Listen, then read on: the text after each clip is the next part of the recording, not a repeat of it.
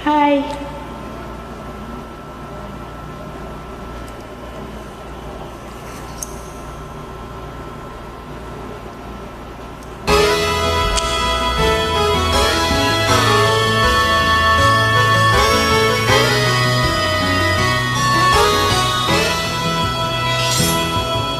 Wala ka bang napapansin sa iyong mga kapaligiran? Kay dumi ng hangin, pati na ang mga ilog natin. Hindi na masamang pagunlad at malayo-layo na rin ang ating narating. Ngunit masdan mo ang tubig sa dagat. Dati kulay asul, ngayon'y naging itim. Ang mga duming ating ikinalat sa hangin, sa langit, huwag na nating paabutin. Upang kung tayo'y pumanaw man sa rewang hangin, sa langit natin matitikman.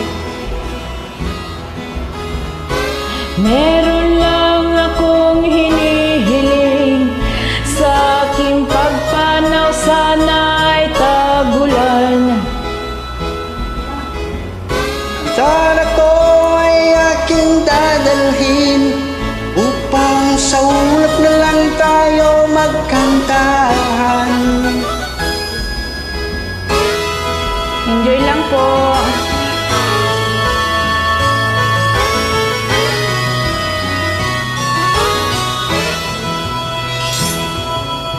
Ang mga batang ngayon lang isinilang, may hangin pa kayang matitikman.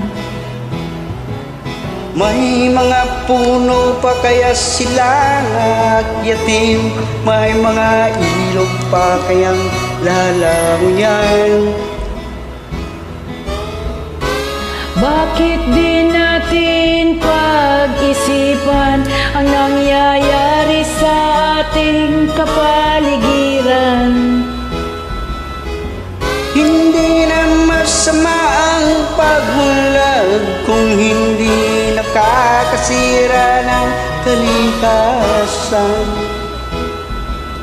Darating ang panahon, mga ibong gala ay wala nang madadapuan. Masdan mo ang mga punong dati ay kay tatag, ngayon'y namamatay dahil sa ating kalokohan.